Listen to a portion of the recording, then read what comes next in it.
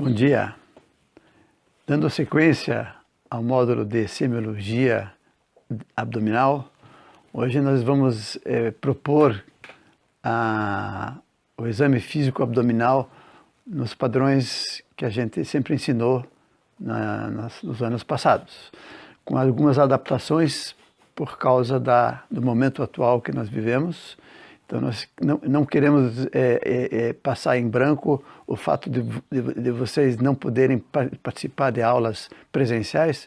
Então, nós vamos trazer para vocês um modelo de um exame físico. Para isso, eu devo chamar a atenção, antes de iniciar o exame, que nós já fizemos uma anamnese bastante extensa, bastante completa, para o paciente com dor abdominal, por exemplo, ou alguma queixa abdominal. E antes da gente pensar em examinar o paciente, nós temos que atentar para alguns fatos importantes. Primeiro, o conforto do paciente. Se o paciente está confortável no leito, se ele não está com bexiga cheia, por acaso, se a iluminação está boa, se ele não está com frio, se o ambiente está isolado, está tranquilo, confortável. E aí a parte do médico. Vocês têm que atentar como é que vocês estão para o paciente. Se o paciente é objeto de estudo, vocês também são objeto de observação do paciente. Vocês devem estar bem vestidos, vocês devem estar com as unhas aparadas, vocês devem estar tranquilos para transmitir uma confiança ao paciente. O paciente precisa se sentir seguro quando ele está entregando seu corpo para vocês examinar. Então, a gente vai começar o exame abdominal, tem uma sequência sugerida por essa disciplina e pela literatura, que é a inspeção, a ausculta, a percussão e a palpação. Então, eu vou pedir para o paciente se posicionar e a gente vai iniciar com a inspeção. Recomendamos que para o exame do abdômen você consiga o melhor relaxamento possível. O que se faz interpondo um coxim atrás do pescoço e uma almofada atrás dos joelhos, com uma leve flexão, o que proporciona um relaxamento. Quando iniciamos o exame do abdômen, nós vamos iniciar com a inspeção. A inspeção do abdômen é uma parte importantíssima do exame, porque ela começa a dar informações independentes da vontade do paciente. Ele pode dar informações na inspeção que podem definir, inclusive, o diagnóstico, às vezes, em alguns momentos. Então, a gente vai atentar para a postura do paciente, se ele está tranquilo ou se ele está assumindo uma posição antiálgica, uma posição de alívio. Nós vamos atentar para os padrões respiratórios abdominais. Se houver, por exemplo, a presença de uma respiração paradoxal, na qual o paciente, ao inspirar, ele retrai o abdômen. Ou se houver bloqueios regionais, locais, na inspiração, podendo sugerir a presença de um ilho paralítico. A inspeção continua de perfil, olhando de perfil o paciente, para a gente apreciar a presença de abaulamentos ou de retrações indevidas da cicatriz umbilical. Existe um sinal chamado sinal do Cupido, que é uma retração do umbigo, da cicatriz umbilical, causada por uma peritonite localizada, por exemplo, em casos de pancreatite. A retração do umbigo num paciente com distensão abdominal sugere a obesidade. Por outro lado, a eversão do umbigo num paciente com uma distensão abdominal sugere, por exemplo, a presença de ascite. Então, a apreciação do abdômen de perfil é uma ferramenta muito interessante para se ver várias alterações de contorno, de volume, de retrações. A inspeção, quando ela é bem feita, e com o tempo adequado, ela pode perceber, pode detectar uma onda peristáltica, que é uma sequência peristáltica das alças abdominais, geralmente de cima para baixo, de forma oblíqua, da esquerda para a direita, e quase que patognomônico de obstrução intestinal. Então, a presença de uma onda peristáltica concomitante a uma crise de dor e aumento dos ruídos hidroaéreos sugere fortemente uma obstrução intestinal. A inspeção pode ainda detectar o padrão de circulação venosa. O padrão de circulação venosa normalmente não é visível. Em algumas situações, você pode identificar um padrão de circulação colateral que pode ser de dois tipos, tipo cava ou tipo porta. A circulação colateral do tipo porta é uma circulação em que os relevos venosos saem do umbigo para a periferia. E em contrapartida ao padrão de cava, quando os padrões venosos são de baixo para cima, a gente fala de sul-norte. E para a gente saber a direção do fluxo, nós temos que fazer uma manobra que é a ordenha dessas veias visíveis. Por exemplo, uma veia desse sentido, você faz a ordenha e você solta uma extremidade e se observa o fluxo. Se o fluxo da circulação é do centro para a periferia, independente se é de baixo para cima ou de baixo para região mais inferior, nós temos um padrão portal de circulação colateral. Ao invés, se o paciente sempre tem um padrão de circulação de direção sul-norte, nós temos um padrão de cava, padrão de circulação colateral cava. A importância disso se explica por si só, porque são outras patologias diferentes, né? E com outros prognósticos, outros tratamentos. Enfim, a inspeção ainda traz a possibilidade de se apreciarmos estrias abdominais. Estrias abdominais podem ser fisiológicas, como ocorre na gravidez, em várias gravidezes, ou na perda ou ganho de peso de forma assim rápida, mas também pode ser a presença de estrias vinhosas, por exemplo, em flancos, em região lateral, em um paciente obeso, com hipertenso e diabético, sugerindo fortemente a presença de doença de Cushing. A inspeção traz vários elementos, mas vocês têm que mentalizar, na hora de fazer a inspeção, as várias regiões topográficas do abdômen, que também são apreciadas na inspeção. Você sabe que o abdômen pode ser dividido em duas formas, com uma linha horizontal, que passa pelo umbigo, e uma vertical, que passa pela região média external, até a sínfise pública, determinando a formação de 4 quadrantes. Quadrante superior direito, quadrante superior esquerdo, quadrante inferior esquerdo, quadrante inferior direito.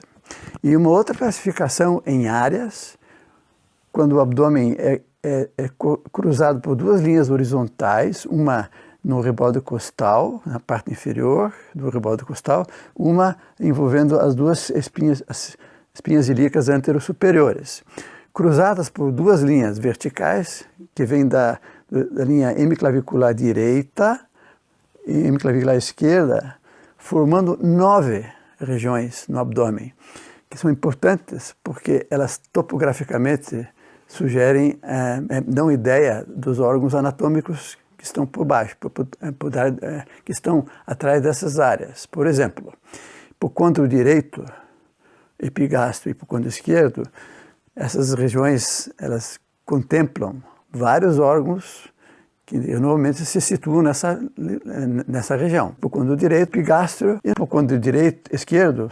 As regiões um pouco mais inferiores são o flanco direito, o mesogastro e o flanco esquerdo. E mais para baixo um pouco ainda é o fossa ilíaca de direita, o hipogastro e o fossa ilíaca esquerda. Então, tendo em vista a mentalização dessas áreas topográficas, vocês podem fazer uma projeção anatômica e fazer uma correlação entre os sintomas do paciente e eventualmente inferir qual órgão que está sendo afetado durante o exame. Ainda dentro da inspeção, a inspeção pode fornecer indicativos de lesões correspondendo a estágios de doença. Por exemplo, se você perceber em região de flanco uma sufusão hemorrágica, né, você poderá estar encontrando o sinal de Gray-Turner. E uma equimose periumbilical poderia sinalizar o sinal de Cullen. Ambas refletem hemorragias intraperitoneais vistas em catástrofes abdominais, por exemplo, em pancreatites necrohemorrágicas, mas também em ruptura de ovário, ruptura de gravidez ectópica. Situações de alta emergência com hemorragias intraperitoneal que são visíveis superficialmente pela drenagem do sangue através dos planos musculares e tendinosos. Após a inspeção, ao contrário do que nós temos na sequência do exame do tórax, do precórdio, onde se segue a percussão a palpação, aqui, após a inspeção, segue-se a ausculta. A ausculta abdominal não deve seguir a palpação ou algum outro recurso semiológico, porque a qualquer interferência com a palpação no abdômen pode mudar o padrão e a natureza dos ruídos hidroaéreos. Isso a gente perde uma informação importante relativamente ao peristaltismo intestinal. Os ruídos hidroaéreos presentes no abdômen pelos movimentos peristálticos, eles ocorrem numa frequência de 1 a cada 5 segundos, dando uma frequência total de 5 a 30 ruídos hidroaéreos por minuto. E a presença deles reflete o peristaltismo intestinal. Na minha experiência, na experiência de vários autores, né, a grande importância reside na ausência ou no excesso dos ruídos hidroaéreos. Existem nuances de timbre, alguns se referem que eles são mais metálicos ou mais sonoros, mas em termos práticos, um paciente que tem dor abdominal, tem uma distensão abdominal e ausência de ruídos hidroaéreos, tem uma grande importância porque mostra que tem uma irritação peritoneal, talvez uma peritonite, que faz um ilho paralítico.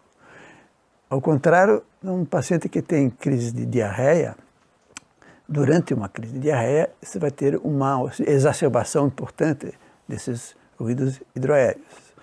Uma outra importância interessante dos ruídos hidroaéreos é no período pós-operatório. Quando um paciente é submetido a um processo cirúrgico, ele sempre vai fazer um ilho paralítico durante algum tempo, durante 2, 3 dias, dependendo do indivíduo, da sua atividade peristáltica. Enquanto não houver presença de ruídos hidroaéreos no pós-operatório, não se pode liberar nenhuma dieta, nenhuma ingestão de nada, nem de líquido. Portanto, a percepção dos ruídos hidroaéreos num pós-operatório indica o início da atividade peristáltica e com isso o paciente pode iniciar a consumir ou ingerir alimentos. A percepção dos ruídos aéreos se faz com o estetoscópio, né? O estetoscópio deve ser pré-aquecido, né? Para evitar uma contração muscular, por exemplo. E o local de colocação é no quadrante inferior direito, normalmente num paciente que não tenha queixas abdominais.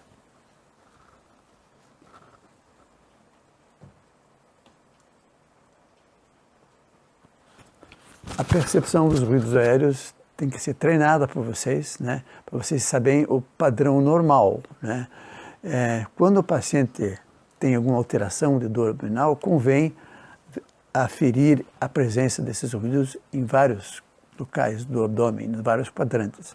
Mas no exame de rotina, basta a percepção dos ruídos no quadrante inferior direito, né? Por um tempo que é um tempo suficiente que dê uma ideia de frequência por minuto, por exemplo. Então, a presença de ruídos hidroaéreos pela distribuição difusa pode ser feita em qualquer local, mas a gente costuma, por questões práticas, aferir a presença deles no quadrante inferior direito, nessa região do abdômen,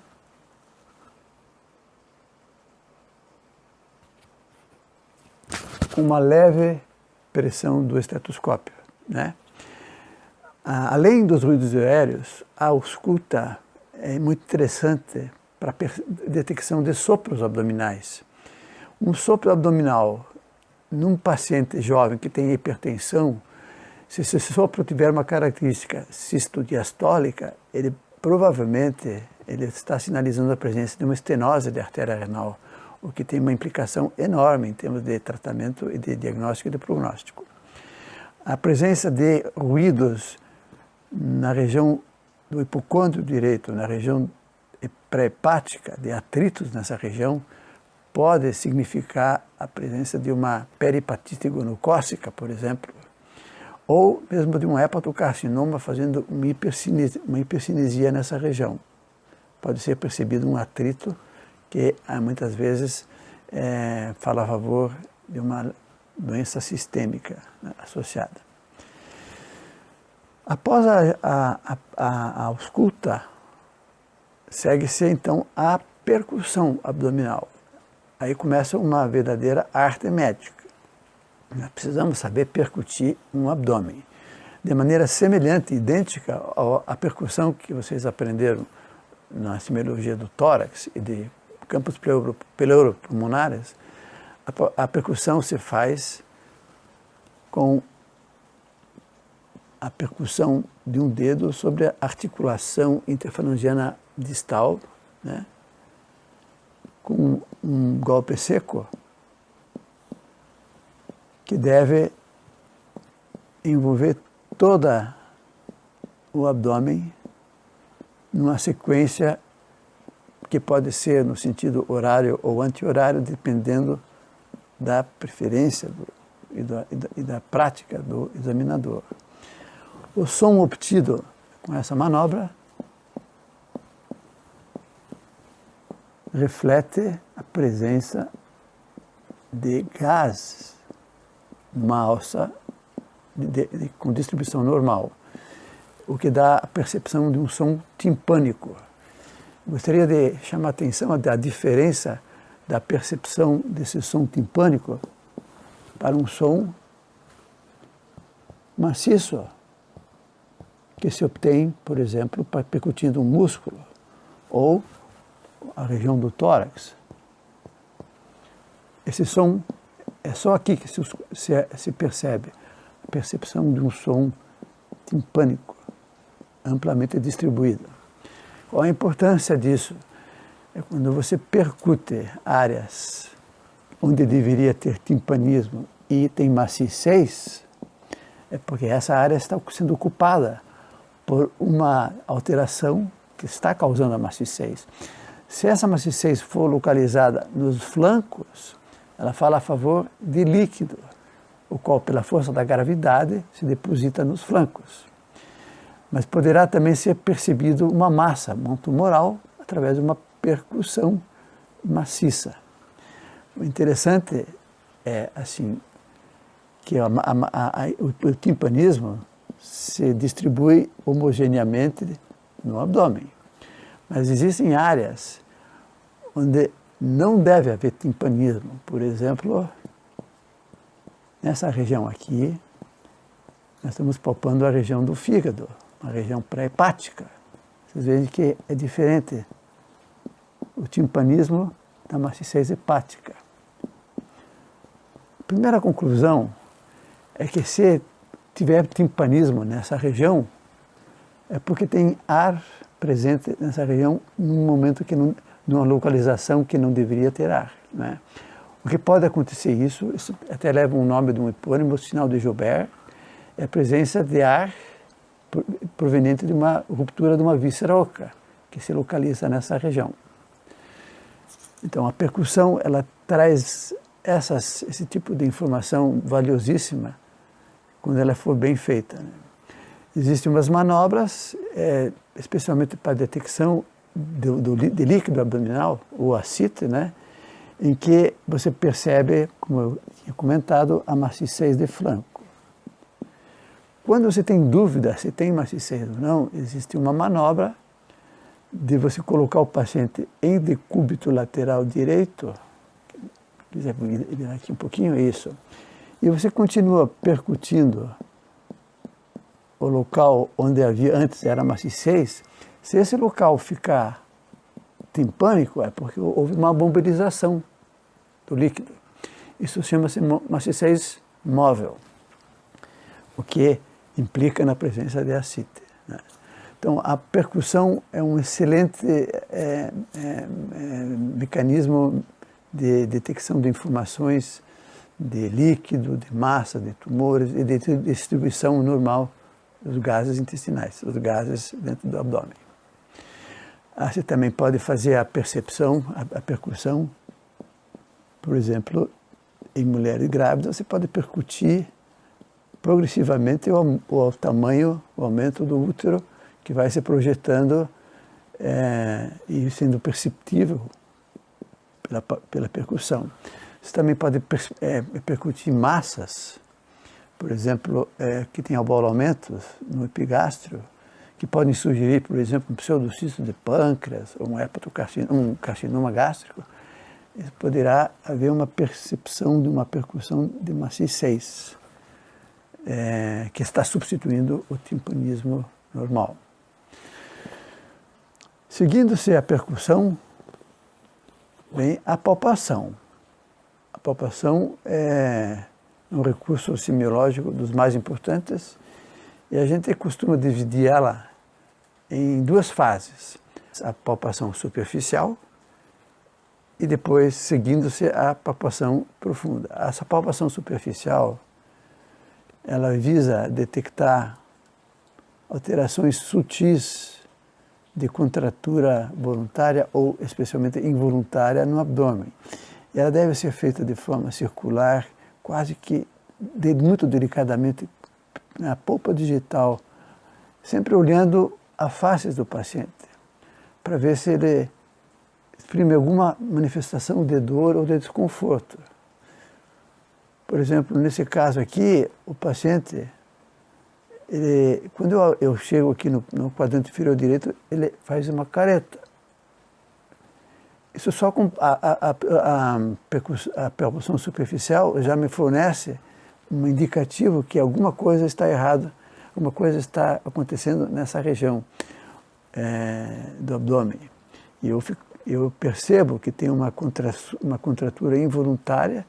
Quando eu aperto, o paciente ele faz uma careta de dor, né, de desconforto. E aí segue-se a palpação profunda, que pode ser bimanual. E eu vou aprofundando a palpação e vou mentalizando os órgãos que possivelmente eu estarei palpando. No quadrante inferior esquerdo, eu posso palpar o cólon reto-sigmoide de forma bem tranquila, especialmente um paciente com abdômen que não seja muito obeso. É uma estrutura cilíndrica, tubular, né? Normalmente pode estar preenchida de fezes ou não, mas ela é facilmente palpável. No hipocôndrio esquerdo, eu vou perceber a palpação mais profunda, a flexura esplênica do cólon. E no hipocôndrio direito, eu posso fazer uma manobra de anteriorizar uma pressão, anteriorizar uma estrutura, por exemplo, a flexura hepática do cólon, ou mesmo o polo inferior do rim direito, que eu poderia palpar nessa região. E, finalmente, quadrante inferior direito, onde o paciente havia apresentado uma sensibilidade, eu vou fazer uma palpação muito cuidadosa para ver se eu detecto alguma alteração relacionada a um órgão dessa região. Então, a palpação profunda, ela pode ser bimanual, envolve todos os quadrantes, e ela também pode ter uma variante que é a palpação em garra, num paciente obeso. Eu posso tentar palpar a borda inferior do fígado dessa forma, né? Para eu palpar o fígado e posteriormente o baço, existem algumas manobras semiológicas recomendáveis. O fígado deve ser palpado sempre de baixo para cima, iniciando na fossa ilíaca direita, e aí você faz uma compressão digital, pede para o paciente respirar, solta, e na expiração você sobe um pouco. Respira, solta. Respira, solta. Até a hora, respira, até a hora que você detecta a presença de uma margem inferior do fígado nessa manobra. Você vai sentir, na hora que ele inspira, o diafragma empurra o fígado para baixo, e você vai perceber a margem dele encostando no seu dedo. Essa é a borda inferior do fígado. Para saber o tamanho do fígado, que se chama através da hepatimetria, eu uso uma técnica combinada. Eu uso a percussão na linha hemiclavicular direita, e que dentro do pulmão. Nós temos, como vocês sabem, um som claro atimpânico. Na hora que eu descer e mudar essa tonalidade, aqui, nós temos um som maciço, ou mesmo submaciço, correspondendo ao início da percussão do fígado. Então, essa é a margem superior do fígado. Então, nós temos bem claro a diferença. Às vezes eu peço para o paciente até a licença de fazer uma marca. Posso fazer uma marquinha, faço uma marca mostrando a borda superior do fígado. E aqui embaixo nós temos a borda inferior do fígado, já detectada pela palpação. Ao medir essa distância entre essas duas marcas, eu vou ver que esse paciente tem um fígado de 8 centímetros em sua maior extensão, o que está dentro do normal. Vocês sabem que um fígado normal tem de 6 a 12 centímetros na linha hemiclavicular. Então, essa é a maneira de fazer a hepatimetria. Na sequência da palpação, nós vamos ver se ele tem um baço aumentado. Vocês sabem que um baço aumentado, esplenomegalia, sempre denota algum problema mais grave, que pode ser um problema congestivo, por exemplo, numa cirrose, ou um infiltrativo, por exemplo, numa leucemia, ou infeccioso, por exemplo, na endocardite bacteriana. Então, saber se o baço está aumentado, para nós, clínicos médicos de medicina interna, é muito importante. E para isso nós precisamos saber palpar o baço. Para palpar o baço, eu recomendo que se deixe primeiro a posição da mão em posição apontando de forma oblíqua,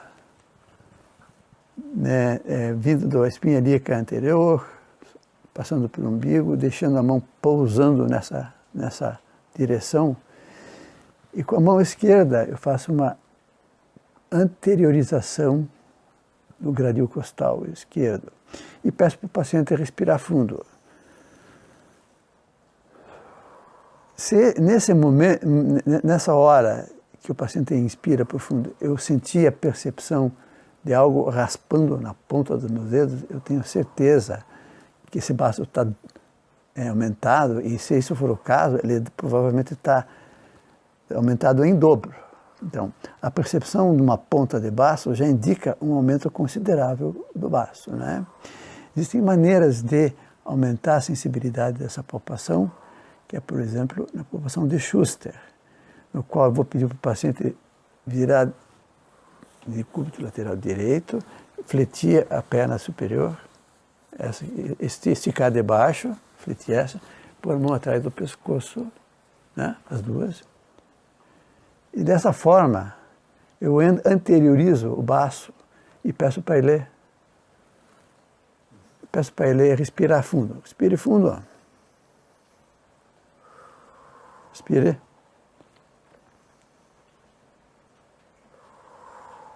Mais uma vez. Tá. Pode respirar, pode relaxar. Dessa forma eu consigo determinar a presença ou não de aumento de baço, esplenomegalia. Você morre?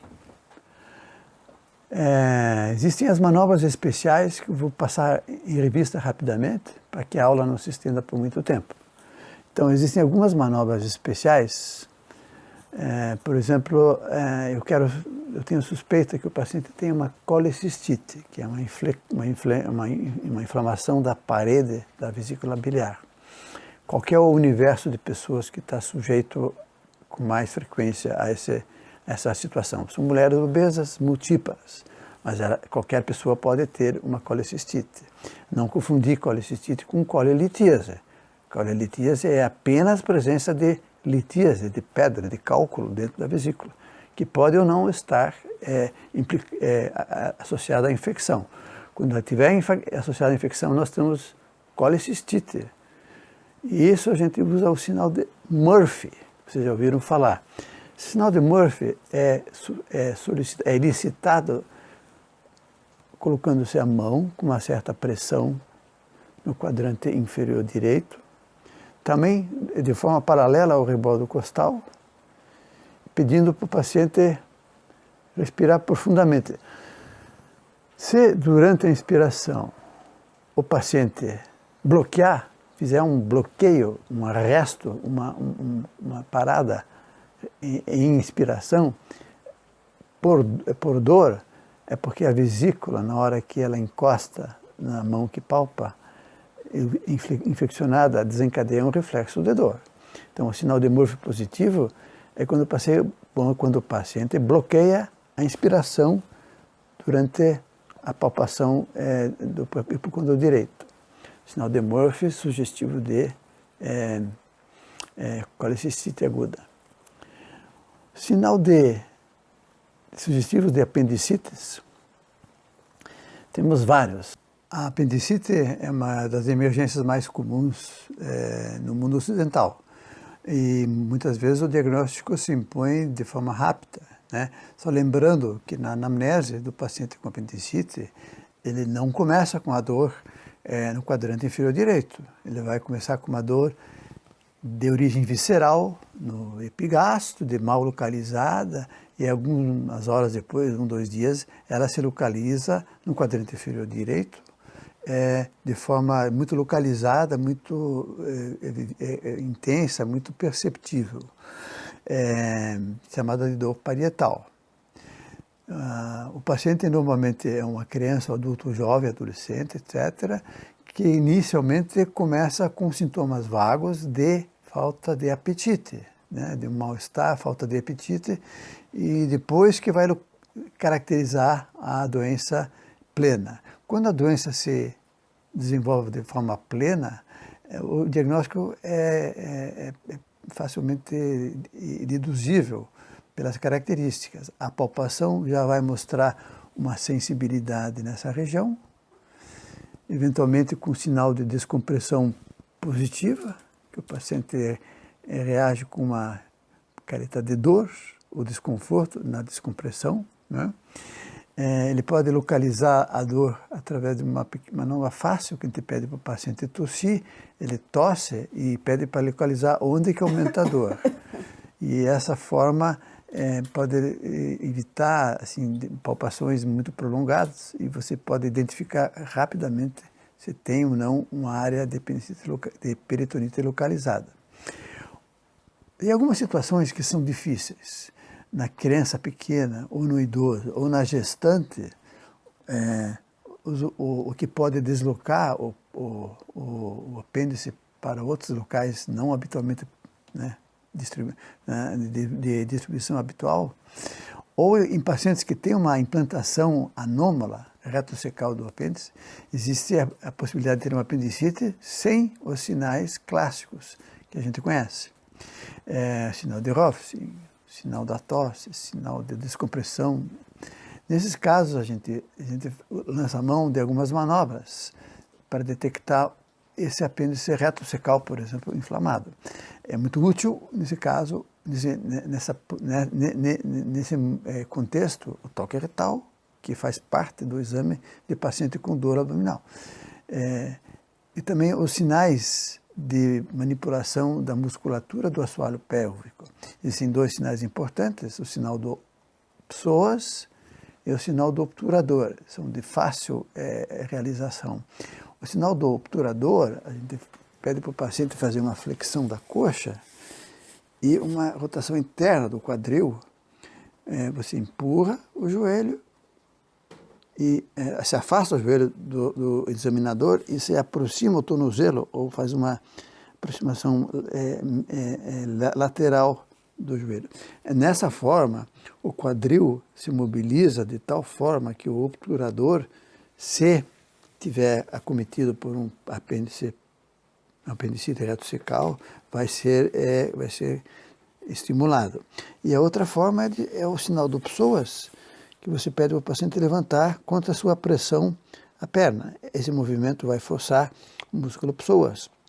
E num paciente com irritação peritoneal, uma apendicite retrocecal, esse sinal vai ser positivo. O que é um sinal positivo? A presença de dor projetada em hipogástrio com essas manobras. Na região hipogástrica ele vai sentir dor, onde ele não devia normalmente sentir dor.